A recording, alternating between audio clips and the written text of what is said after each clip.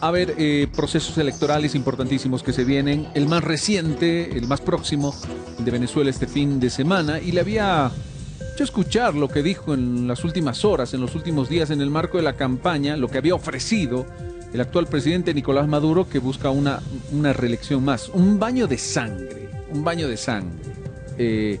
Y ha generado muchas críticas. Vamos a hablar de este tema y tratar de analizarlo, y para ello hemos convocado, y le agradezco la presencia, Andrés Guzmán está con nosotros, analista en temas de política internacional. Andrés, ¿cómo te va? Qué gusto, buenas noches, bienvenido a Que No Me Pierda. Muy buenas noches, Juan Carlos. Gracias por el contacto.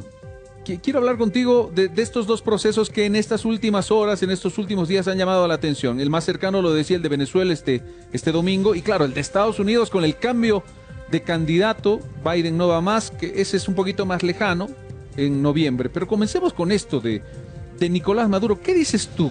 ¿Por qué Nicolás Maduro, Andrés, ofrece un baño de sangre a la población venezolana si no gana las elecciones?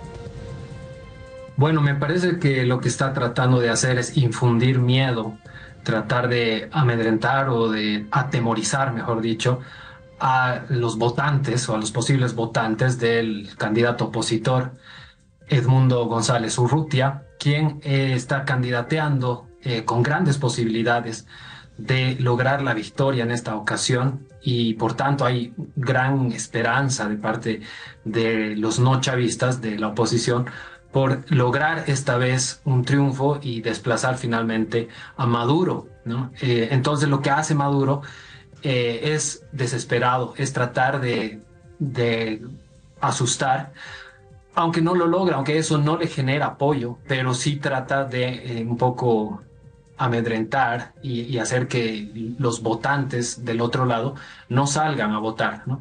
Aunque la estrategia del otro lado, dicen que ya no tienen miedo, que los venezolanos están cansados, están ya totalmente agotados de la tiranía, de la dictadura que ha dirigido Maduro, y que por tanto van a salir a votar sea cual sean los desafíos o los problemas que puedan plantear a partir del chavismo, ¿no? Y la estrategia de la oposición también eh, llama a plantear un gobierno para todos, ¿no? Incluso para los chavistas, ¿no? En el sentido de también atraer a esos chavistas que también están descontentos, que también no ven un futuro en el partido, los mandos medios para abajo, que definitivamente no se sienten cómodos con lo que está pasando, ¿no? Una clara crisis del chavismo, de lo que puede venir, y también un aislamiento internacional en el que Maduro prácticamente está quedando solo.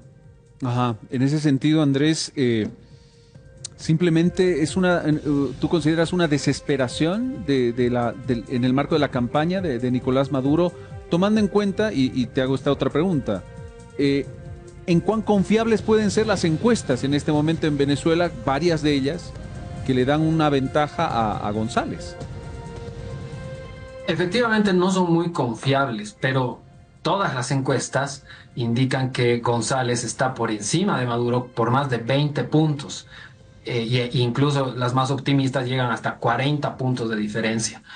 Entonces, hay una clara, y además obviamente el cansancio, la gente que ha migrado del país, la crisis económica, es evidente, ¿no? Entonces, todo indica a que Maduro está muy por debajo de González en la votación, y por tanto está tomando estas medidas desesperadas que no solo tienen que ver con el discurso del baño de sangre, sino también con las medidas que ha venido tomando, ¿no? Que muchos analistas dicen que esto es ya un fraude, que ya se está cometiendo un fraude, es un fraude en cámara lenta, porque se ha inhabilitado a la principal candidata de la oposición, María Ujú. Corina Machado, se ha inhabilitado a otra candidata que podía de alguna manera sustituir a María Corina, que era Corina Lloris. Y también se ha impedido la inscripción de los votantes en el exterior, ¿no? Más de 4 millones de venezolanos que están en el exterior y que han tenido que salir de su país por la crisis económica, que no se les va a permitir votar, ¿no? De estos 4 millones, solo el 10%, unos 400.000 Ujú. venezolanos, No van a poder. huele, no huele a fraude, Andrés. Claro que sí, claro que huele a fraude y muy posiblemente exista, pero estrategia de la oposición o la posición que quieren tomar es que va a ser tan contundente el triunfo, va a ser tan amplia la diferencia entre González y Maduro, que no van a poder revertir, que no van a poder maquillar, no va a alcanzar para hacer el fraude. Es decir, aun cuando cambien las boletas, aun cuando cambien muchas cosas, hagan las mil maniobras que pueden hacer, aún así no van a poder, porque obviamente la oposición también va a fiscalizar. Tienen cerca del 98% de las mesas con fiscalizadores, con gente que va a salir y que se va a quedar en las mesas de votación hasta el final para controlar que obviamente no se haga este fraude. Entonces, es decir, que va a ser tan contundente la victoria y al parecer las cifras así lo muestran y no solo las cifras, sino las imágenes, ¿no? Uno puede ver las concentraciones multitudinarias que están teniendo el candidato González Urrutia junto a Corina Machado, que justamente estamos viendo estas imágenes ahí, que muestran eso, ¿no? Que hay una gran cantidad de gente que sale a apoyar a pesar de las restricciones que les pone el régimen, de no poder movilizarse, de no poder llegar, de cortar todos los medios y de encarcelar a todos quienes de alguna manera le venden comida, alojan a los candidatos o les proveen transporte, ¿no? Todos los que de alguna manera están apoyando a la campaña están siendo perseguidos por el régimen y ha habido muchos arrestos. Y todo esto configura un escenario de fraude, sin duda, pero como digo, la estrategia es la contundencia, ¿no? La votación que va a ser totalmente a favor del candidato González, que va a hacer que no alcance el fraude a volcar la cosa hacia Maduro. Bien, Andrés, antes de finalizar, no podemos dejar de hablar con otro hecho electoral que ha llamado la atención y esta vez nos saltamos de Venezuela a Estados Unidos. Claro, ¿tú veías venir en el análisis esto? Porque se hablaba mucho, ¿no?, de la situación hace semanas, hace meses de Biden, las incoherencias, las imágenes, el cómo se congelaba en actos, parecía un robot, bueno, todo eso que ahora ha derivado en estas últimas horas en su renuncia a la candidatura. Lo que no se sabe es quién va a ser el candidato demócrata. Kamala Harris es la que está llevando la delantera, pero podría haber ahí otra situación. ¿O será, en tu criterio, la vicepresidenta la que asuma la candidatura? Bueno, a mí me ha sorprendido personalmente porque Biden había repetido varias veces que él iba a continuar, que tenía que terminar el trabajo y que estaba dispuesto a seguir adelante hasta que un doctor le diga que realmente no podía, ¿no? Y bueno, ante esa terquedad que parecía muy en serio, parecía nomás que Biden se iba a lanzar a la candidatura, pero ante la presión saca esta decisión que, bueno, al final es lo más razonable, dado que le estaban dando en bandeja la victoria a Trump.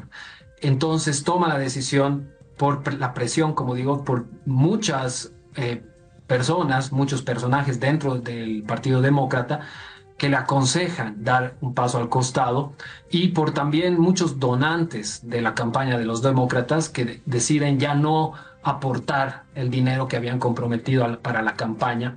Entonces, bajo esa presión y bajo el mal desempeño que estaba teniendo, como bien señalas, que comienza sobre todo en este debate que tiene contra Trump, que tiene un desempeño desastroso, el Biden, decide finalmente retirarse, ¿no? Y esto da lugar efectivamente a que surja la posible candidatura de Kamala Harris, que efectivamente es la favorita y yo creo que va a ser la candidata al final de cuentas cuando se realice la convención de los demócratas en agosto, porque tiene varias razones, ¿no? La principal de ellas es que es la única figura conocida a nivel nacional, ¿no? Los otros candidatos, si bien son buenos candidatos y hay figuras importantes como el gobernador de Pensilvania, el gobernador de California también, o la gobernadora de Michigan, que también es una mujer muy solvente en términos políticos. Kamala Harris es la candidata con mayor aceptación, si se quiere, y además en términos incluso administrativos, para pasar la posta de Biden a Harris es más fácil porque ella ya estaba como candidata a vicepresidenta. Entonces, me parece que va a ser la candidata finalmente elegida porque además resta ya poco tiempo.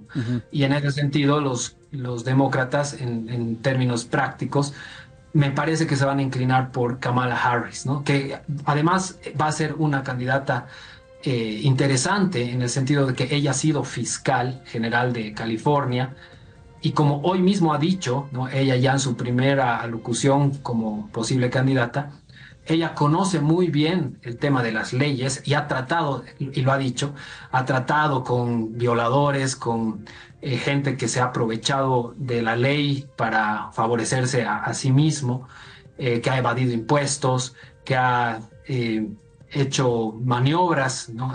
Contrarias a la ley, refiriéndose a Trump, que ella ya sabe lidiar con este tipo de gente, ¿no? Entonces, por ese lado, creo que va a ser una buena contendiente, no va a poder acorralar a Trump porque ella es jurista, es abogada, y Trump es definitivamente un delincuente, ¿no? Se puede decir eso, porque así ha sido demostrado, ¿no? Que ha cometido varios delitos en cuanto a evasión fiscal, en cuanto a sobornos, en cuanto a llevarse documentos clasificados a su casa, ¿no? Y muchos otros juicios que están todavía pendientes y que no han impedido aún la candidatura de Donald Trump. Pero a pesar de todo esto, Donald Trump sigue siendo el candidato más apoyado, el favorito en las encuestas y está por encima de Kamala Harris en las encuestas también, así como que de cualquier otro candidato demócrata. Entonces, por lo pronto, Donald Trump sigue teniendo las mejores posibilidades para llegar a la presidencia. Habrá que ver si esto cambia porque las elecciones en Estados Unidos se van a desarrollar en el mes de noviembre, a fin de año, y hay todavía mucha tela para cortar. Andrés, te agradezco muchísimo por el análisis de estos dos hechos electorales que han llamado la atención en estas últimas horas. Un abrazo enorme. Un abrazo, Juan Carlos. Gracias por la entrevista. Gracias por tu tiempo. Andrés Guzmán nos ha acompañado, analista en política internacional. Claro, esta situación, la más reciente, este domingo, elecciones en Venezuela, bajo el criterio y el análisis que nos da Andrés. Y claro, en noviembre ya las elecciones presidenciales en los Estados Unidos. Recta final del